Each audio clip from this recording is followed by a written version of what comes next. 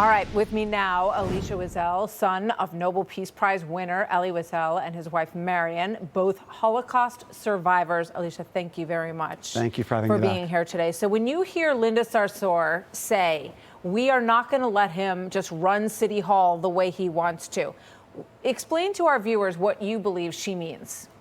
Well, she's talking about Mamdani's obsession with Israel that he has and that she has. And the thing to remember, Martha, is when people are screaming about how terrible the Jews are over there, it always very quickly comes back and bites us over here because we're one Jewish people. And this idea that he is going to go ahead and make all of these terrible promises, let's go through the things that he said he's going to do. And I want to share that my father had a very famous quote where he said, when your enemy makes promises, believe them. So let's go through them.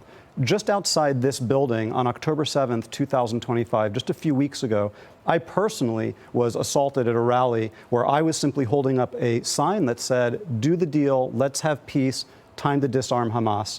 And I was standing next to a guy with a sign that said, kill the Jews. So when you hear over and over how terrible the Jews are over there, guess what? That's a signal to every crazy over here that it's open season on the Jews. And my worry is, he said he's not going to use the NYPD to go up to Columbia or to CUNY the next time there's a major issue. Think about all the Jewish students who couldn't learn without being harassed violently and otherwise.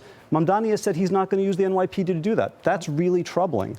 He said he's going to arrest Bibi. By the way, if you don't want Trump to bring in the National Guard, I can't think of a better way to bring in the National Guard than actually going to arrest Bibi. No doubt. You've said that you believe that Democrats and Republicans need to support Cuomo. Here's Harry Enton at CNN talking about those who believe that this will be close or that Cuomo could even win. Watch. I know there are a lot of people on Twitter, a lot of Cuomo fans who think that this race is closing. I want what they're having. At this point, it would take something unprecedented, at least in the last 36 years of New York City mayoral races, for Andrew Cuomo to overcome Mamdani's lead. Mamdani has the ball. It looks like he's running right for the end zone with no tacklers in front of him. And let me put this up. This is the Fox News poll. 52% of likely New York City voters say mayoral candidate's stance on Israel is somewhat or not at all important to them. What's your take when you look at all these numbers? So the latest Atlas poll that just came out hours ago has a 4% gap between Cuomo and Mamdani. That is, to me, margin of error. We're talking about a race that Cuomo can win. And if you're a Republican voter right now, you actually hold the key to this election. 1 out of 3, 1 out of 2, 1 out of 4, if enough of these Republican voters say, I'm not going to just stick to blind party loyalty for a candidate who has really no chance in this. I'm not going to just be rigid. I'm not going to be cynical and try to provoke a red wave across the rest of the country because of the reaction to what's going to happen if a Democratic socialist wins in New York.